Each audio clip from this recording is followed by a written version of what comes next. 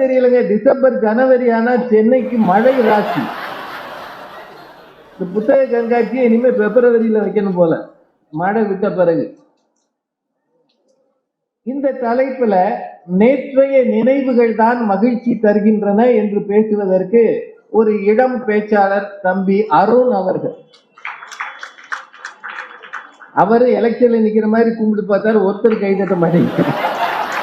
இந்த பக்கம் திரும்பினார், இந்த பக்கம் திரும்பினார், யாரும் கண்டுக்கல. அவர் விருத்தாச்சலத்திலிருந்து வந்திருக்கிறார், இளம் வழக்கறிஞர்.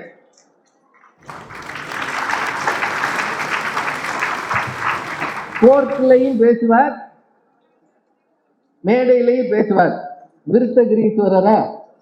விருத்தகிரீஸ்வரரை வணங்கிட்டு வந்திருக்கிறார். சொல்றாரு, அந்த கோயில்ல போய் இருந்து சமீபத்துல தான் ஒரு 2 வருஷத்துக்கு முன்னாடி கும்பாபிஷேகம் நடந்தது. இந்த கும்பாபிஷேக நாள்ல நாங்க போய் விருத்தகிரீஸ்வரரை வணங்கினோமே, அந்த நினைவு அடுத்த கும்பாபிஷேகம் வரைக்கும் எனக்கு மகிழ்ச்சி தரும்ன்றார். அது தவிர என்னென்ன மகிழ்ச்சி அவர் மனசுக்குள்ள வச்சிருக்கிறாரோ தெரியாது. ஆனா அதுதாங்க நாளைய கனவு. என்னங்க, நாங்க இன்னைக்கு பேசணும்னு சொல்லி 10 ஃப்ரெண்ட்ஸுக்கு சொல்லியிருந்தேன். அவன் மழையில ஒரே வரி சாரி நீயா பேசுன்னு போட்டாங்க. நான் என்ன நினைச்சேன், எனக்கு கைதட்ட என் ஃப்ரெண்ட்ஸ் 10 பேர் வருவாங்கன்னு நம்பி வந்தையா.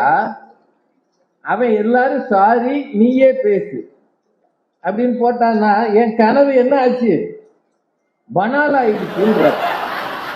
அதே அணியில பேசுறதுக்கு திருமதி தெய்வானை அவர்கள். கணினி பொறியாளர், சாப்ட்வேர் இன்ஜினியர். ஆனா தமிழ்ல நல்லா பேசுவார். அவங்க பேசாத மேடைகள் கிடையாது, ரொம்ப கம்பீரமா பேசுவாங்க. செட்டிநாட்டில இருந்து கிளம்பி இன்னைக்கு உலகம் முழுக்க அறியப்பட்ட பேச்சாளராக இருக்கிறார் தெய்வானை மணிகண்டன் அவர்கள். அவங்க படிக்கிற காலத்துல இருந்தே பேசிட்டு இருக்காங்க. மூன்றாவதாக அந்த அணியில பேசுறதுக்கு முனைவர் ரேவதி சுப்புலட்சுமி அவர்கள். எங்க ஊர் மதுரையிலிருந்து கிளம்பி கஷ்டப்பட்டு வந்து சேர்ந்திருக்கிறாங்க. கேளம்பாக்கத்துக்கு வந்து இறங்கி, இது கிளம்பாக்கமா? ஆமையா, எனக்கு கேளம்பாக்கம்னே தெரியும். கிளாம்பாக்கத்துல வந்து இறங்கி சென்னை வந்துருச்சுன்னு நம்பிட்டாங்க. அப்புறம் அங்க இருக்கிறவங்க ஒரு ஆட்டோல ஏற்றி விட்டுருக்காங்க. பாவம், ஒரு வழியா வந்து சேர்ந்துட்டாங்க, சாயந்தரத்துக்குள்ள வந்துட்டாங்க.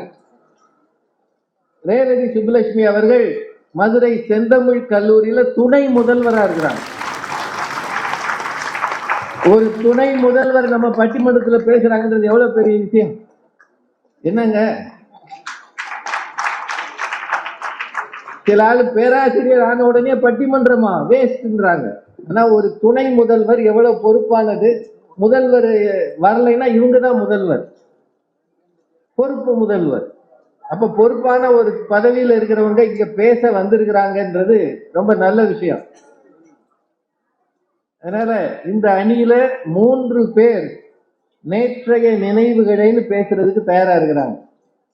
இது என்ன சாதாரணமான அணியா? திரு சிவகுமார் சன் தொலைக்காட்சியில, சன் லைஃப் சேனல்ல ஆன்மீக கதைகள் சொல்லியே உலக புகழ் பெற்றவர்.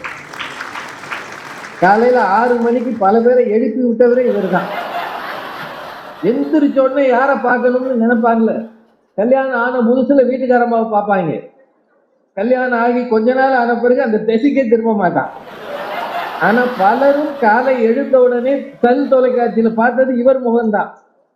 பார்த்துட்டு திரும்ப தூங்கிடுவாங்க. ஏன்னா நல்ல செய்தி கேட்டுட்டோம்னா அதை மனசுல ஆக்கிட்டு படுத்து தூங்கினா நல்ல கனவு வரும்.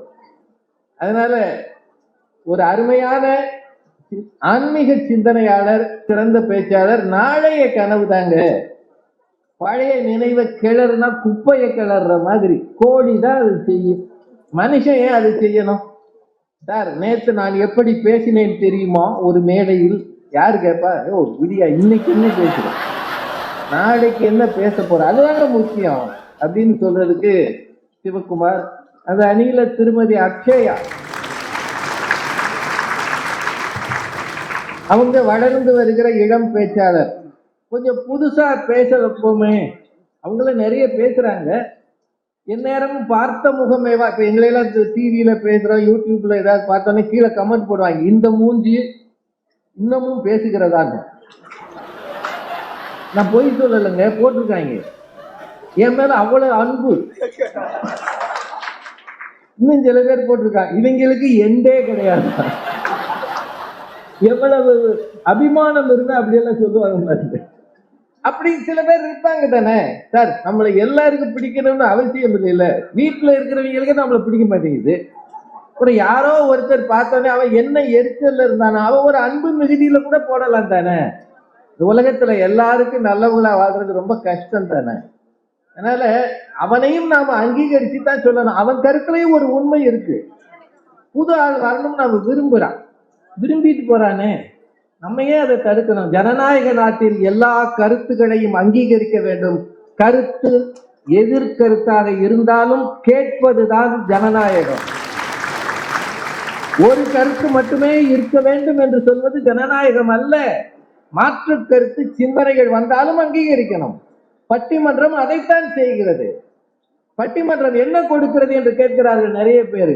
இன்னொரு எதிர்கருத்து சொல்பவனை சந்திக்கிற திராணியையும் சந்திக்கிற ஆற்றலையும் பட்டிமன்றங்கள் தமிழில் தந்திருக்கிறது. யாரும் எழுத்து பேசக்கூடாது, நான் மட்டும்தான் பேசுவேன்னு சொல்லுகிற அரசியல் அல்ல இது.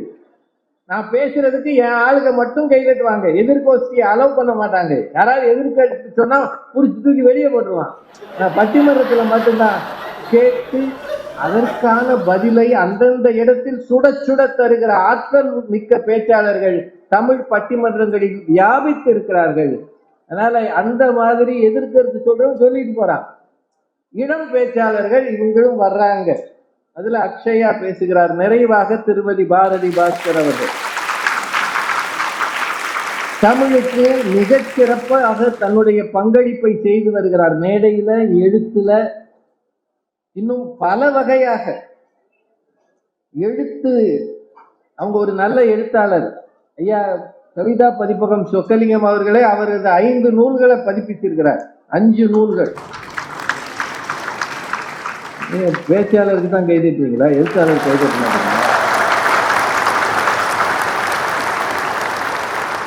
கவிதா பதிப்பகத்திலிருந்து பாரதி பாஸ்கர் புத்தகங்கள் மட்டுமல்ல, தமிழறிஞர் சாலமன் பாப்பையா அவர்கள் திருக்குறள் நூல், அது தவிர அகநானூறு, நிறைய புத்தகங்கள் அத்தனையுமே பதிப்பிச்சிருக்கிறார். எங்களுக்கு ஒரு குடும்ப நண்பர் அவர். நாங்க என்ன எழுதினாலும் அதை பார்த்து அது தகுதியாக இருந்தால் பதிப்பிப்பார், தகுதி இல்லைன்னா தூக்கி போட்டுருவார். சிறந்த பதிப்பகத்தை சார்ந்தவர் கவிதா சொக்கலிங்கம் அவர்கள், சேது சொக்கலிங்கம் ஐயா. அவர் தலைவராக இருக்கிற இந்த பப்பாசி அமைப்புல நாங்க வந்து பேசுறதுல ரொம்ப மகிழ்ச்சி அடைகிறோம். அதுல பாரதி பாஸ்கர் கூடுதல் சந்தோஷப்படுவாங்க. ஏன்னா நிறைய அவங்க அரங்கம் முழுக்க இவங்க படம் தான் இருக்கும். அவ்வளவு தூரம் அவங்க புத்தகங்கள் வெளியிட்டு இருக்கிறாங்க. ஆக 6 அறிஞர்கள் தயாரா இருக்கிறாங்க. மழை லேசா விட்டுருது.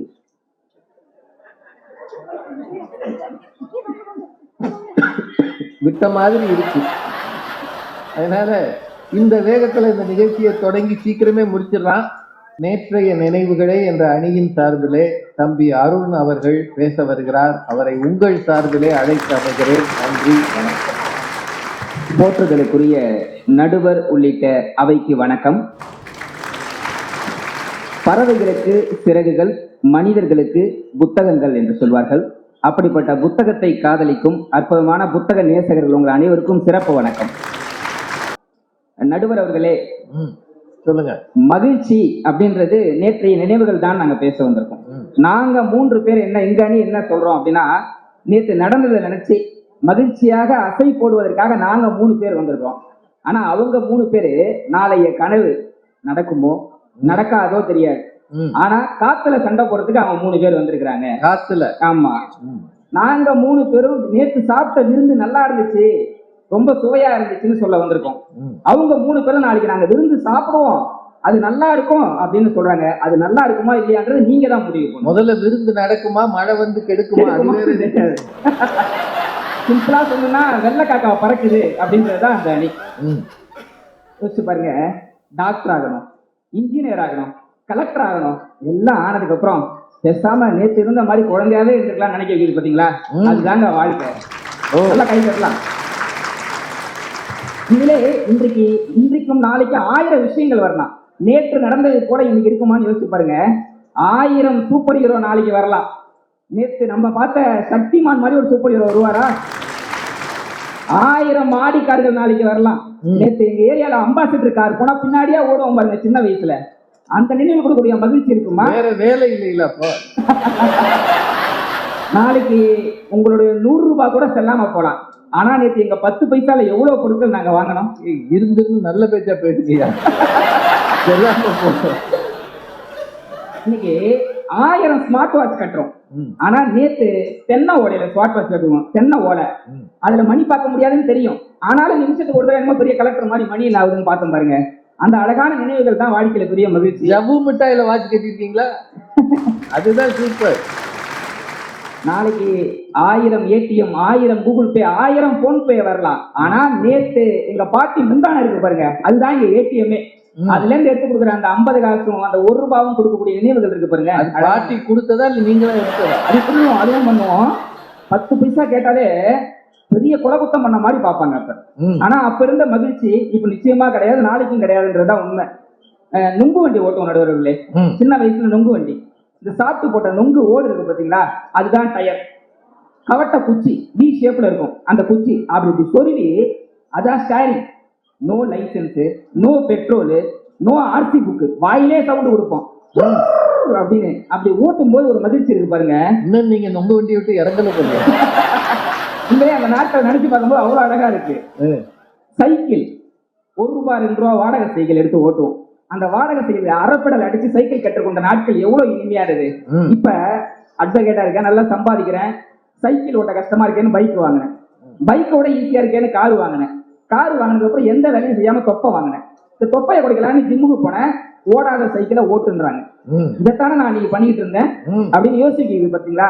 அந்த அழகான நாட்கள் ரொம்ப அழகானது. உண்மையிலே அது ஒருபோதும் நாளைய நாட்கள் கொடுக்கவே கொடுக்காதுன்றதுதான் உண்மை. வெயிலும் மழையும் மாறி மாறி வர்றதை போல எங்க வாழ்க்கையில அன்னைக்கெல்லாம் விளையாட்டுகள் எவ்வளவு விளையாட்டு விளையாடுறது எல்லாருக்குமே தெரியும். கண்ணாமூச்சி ஆடுவோம், அப்பா அம்மா விளையாட்டு விளையாடுறது, கோலி குண்டா ஆட்டம் ஆடுவோம், டிக் டிக்னு ஒரு கேம். அதுல பாத்தீங்கன்னா அழகா இப்ப நினைச்சு பாக்குறேன், 30 வயசு ஆகுது இப்ப சொல்ல மூச்சு திணறது. அப்ப 7 வயசுல அந்த டிக் டிக் அவ்வளவு அழகா சொல்லிருக்கேன். டிக் டிக் யார் அது, திருடன், என்ன வேணும், நகை வேணும், என்ன நகை, கலர் நகை, என்ன கலர், பச்சை கலர், என்ன பச்சை, மா பச்சை, என்னம்மா, டீச்சர் அம்மா, என்ன டீச்சர், கணக்கு டீச்சர், என்ன கணக்கு, வீட்டு கணக்கு, என்ன வீடு, மாடி வீடு, என்ன மாடி, மொட்டை மாடி, என்ன மொட்டை, பழனி மொட்டை, என்ன பழனி, வடை பழனி, என்ன வடை, ஆம வடை, என்ன ஆம, குளத்தாம, என்ன குளம், திரிக்கோளம், என்ன திரி, விளக்கு திரி, என்ன விளக்கு, குத்து விளக்கு, என்ன குத்து, கும்பாங்குத்து. அப்ப சொல்லும் போது ஈஸியா இருந்துச்சு. இப்ப மூச்சு தண்ணி. அதுல எவன் ஜிக்குவான் கும்மாங்குத்து வாங்குறதுக்கு? அந்த மாதிரி அந்த நாட்டு அழகா இருக்கு. ராஜா ராணி விளையாடுவோம். அழகா எந்த பொருளுமே நீங்க ஒரே ஒரு பேப்பர் போதும், ராஜா ராணி போலீஸ் திருடன். அப்ப ஒருத்தன் அடிக்கடி போலீஸ் வரும், அவனுக்கு தான் வரும். ஆனா இப்ப அவன் உண்மையிலேயே வாழ்க்கையில போலீஸா இருக்கிறான் பாருங்க. அவனை பார்க்கும்போது நேற்று நினைவுகள் தான் வாழ்க்கை ஞாபகத்துக்கு வருது. எவ்வளவு விளையாட்டு விளையாடும், தாயம், பல்லாங்குழி, இதெல்லாம் தாண்டி கிரிக்கெட். அன்றைக்கு எங்களை ஆக்கிரமித்தது கிரிக்கெட். ரொம்ப அழகான. அப்ப பாத்தீங்கன்னா 10 பேர் சேர்ந்து ஒரு பந்து வாங்கும். இன்னைக்கு 10 பந்து வாங்கக்கூடிய காலவுக்கு என்கிட்ட காசு இருக்கு, ஆனா விளையாட பசங்க கிடையாது. அப்படின்னா அந்த நாட்கள் எவ்வளவு அழகானது. நீங்க போனாலும் எவன் கேட்டுக்க மாட்டேன். இனிமே நாளை 1000 ஸ்நாக்ஸ்கள் வரலாம். நேற்று நம்ம சாப்பிட்டோமே ஸ்நாக்ஸ், என்ன சாப்பிட்டோம்? நெல்லிக்காய், இலந்த ஜாம், அழகா இலந்த மிட்டாய், 1000 விஷயம் நாளைக்கு ஐஸ்கிரீம் வரலாம். எவ்வளவோ ஃபிளேவர்லாம் இப்ப கண்டுபிடிக்கிறாங்க, ஸ்ட்ராபெரி, வெண்ணிலான்னு என்னென்னமோ வரலாம். ஆனா அன்னைக்கு பாத்தீங்கன்னா குச்சை, கோனை அப்படின்னு அழகான சாப்பிட்ட அந்த நாட்கள் எவ்வளவு அழகானது. அதெல்லாம் தாண்டி நடுவுகளே இன்னைக்கு எல்சிடி, எல்இடி என்னென்னமோ வந்து போச்சு. நாளைக்கு என்ன டிவி வேணா வரலாம். நேற்று பிளாக் அண்ட் ஒயிட்ல தான் டிவி பார்த்தோம். அப்ப என்னன்னா ஆண்டனான்னு ஒண்ணு இருக்கும், கொடகம்பி மாதிரி இருக்கும். அந்த கொடகம்பியோட அந்த டிவி பார்க்கும்போது ரொம்ப அழகா இருக்கும். அது பாத்தீங்கன்னா வெள்ளிக்கிழமை ஒளியும் மொழியும் போடுவாங்க, ஞாயிற்றுக்கிழமை சக்திமான் போடுவாங்க, மகாபாரதம், ராமாயணம் எல்லாம் போடுவாங்க. இதெல்லாம் பார்த்துக்கிட்டு அழகா சுத்தி திரிந்தோம். அப்ப அப்படியே கொஞ்சம் கொஞ்சமா கிரிக்கெட் வந்துச்சு. இந்த கிரிக்கெட் ஆண்டனால பிளாக் அண்ட் ஒயிட்ல பார்ப்போம் பாருங்க, பெரிய கொடுமைங்க. பாத்தீங்கன்னா இங்கிலாந்து நைஜீரியா மேட்ச் நான் பார்த்த ஞாபகம் இருக்கு. இங்கிலாந்து நைஜீரியா, ஆமா, அப்ப விளையாண்டாங்க. பிரைட்னஸ் அதிகமா வச்சா இங்கிலாந்து எனக்கு தெரியாது, பிரைட்னஸ் கம்மியா வச்சா நைஜீரியா அணி தெரியாது, ஆண்டனா ஆடிச்சுனா 2 அணியுமே தெரியாது. இந்த ஆண்டனாவை மாத்துறதுக்கு ஒரு பெரிய கொடுமை நடக்கும். மேல போயிட்டு கட்டாருக்கா பாரு, லெப்ட்ல திருப்பு, ரைட்டு, இந்த லாரி கீழே மாதிரி ஒருத்தர் அசைவு போடுவான். அவ்வளவு அழகா இருந்துச்சு. நாடகம் பாருங்க எவ்வளவு அழகா இருந்துச்சு அந்த காலத்துல. அப்ப பார்த்த நாடகங்கள்லாம் சித்தி அப்படின்னு ஒரு நாடகம் வரும், நெத்தி ஒளி, நாதஸ்வரம். அந்த நாட்கள் ரொம்ப அழகானது. ஏன் திரும்பியும் போடுவாங்க. இருந்தாலும் அப்ப பார்த்த அந்த முதல்ல பார்த்த அந்த அழகு. அதுல நாதஸ்வரம்னு ஒரு நாடகம். அதுல யாரா ஹீரோன்னு பார்த்தா கோபின்னு ஒருத்தரை காட்டினாங்க. இந்த கோபி யாருன்னு பார்த்தா டைலர். எங்க அம்மா அவர் வரும்போது அந்த டைலர் வந்துட்டாரு. இந்த டெய்லர் வந்துட்டாருன்னாங்க. நான் 3வது படிச்சுட்டு இருந்தேன். நானும் 4 வருஷமா அந்த நாடகம் பார்த்தேன். அவர் ஒரு நாள் ஒரு கட்சி கூட தைச்சது கிடையாது. ஆனா அதெல்லாம் பார்த்து அவ்வளவு அழகா இருந்த நாட்கள். அதெல்லாம் தாண்டி போட்டோ, நம்ம வீட்டுல எல்லா வீடுகள்லயுமே சொல்றேன், டிவிக்கு மேல ஒரு போட்டோ வச்சிருப்பாங்க. குழந்தையா இருக்கும் நம்மளை குப்புறப்படுக்க வச்சு திருப்பி பார்த்த மாதிரி ஒரு குட்டி போட்டோ. அந்த போட்டோ யாரு வந்தாலும் காட்டிக்கிட்டு அழகா இருக்கும். ஏஐன்னு இப்ப வந்துருச்சு. இப்ப இருக்கிற நம்ம நாளைக்கு எப்படி இருப்போம் அப்படின்னு இந்த ஏஐல பாத்துக்கலாம். ஆனா அதையெல்லாம் விட அழகான நினைவு என்ன தெரியுமா? நேற்று நம்ம ஸ்கூல் படிச்சப்ப இருந்த அந்த போட்டோ பத்தி பார்த்தீங்கன்னா, குரூப் போட்டோ. யார் வீட்டுக்கு வந்தாலும் நான் எங்க இருக்கு கண்டுபிடி பார்ப்போம் அப்படின்னு கேட்ட அந்த நாட்கள் ரொம்ப அழகானது. நிறைவாக இப்படி வச்சு நான் பிடிக்கிறேன். ஒருபோதும் நாளைய வாழ்க்கை திருப்தி கொடுக்காது, மகிழ்ச்சியை தராது. ஏன்னா அது ஒரு கற்பனை, நடக்கலாம் நடக்காம போகலாம். ஆனா நேற்றைய நினைவுகள் ரொம்ப அழகானது. ஃபேஸ்புக் யூஸ் பண்றவங்க எல்லாத்துக்குமே தெரியுமே, மெமரிஸ்னு ஏன் காட்டுறாங்க? இன்னைக்கு இங்க வந்திருக்க நம்ம எல்லாருமே அடுத்த வருஷம் பார்க்கும்போது, ஆமா போன வருஷம் புத்தக காட்சி போனோம், ராஜா சார் பட்டிமன்றம் நடந்துச்சு, ஒரு தம்பி அருண்னு பேசினாருன்னு நம்ம நினைக்க வைக்கிறோம். அப்படின்னா அந்த மெமரிஸ் ரொம்ப அழகானது என்று தெரிவித்துக் கொண்டு, நல்ல வாய்ப்பை நல்ல திருப்பி நடுவர் கொடுப்பார் என்று கேட்டுக்கொண்டு விடைபெறுகிறேன். நன்றி, வணக்கம், ஜெய்ஹிந்த்.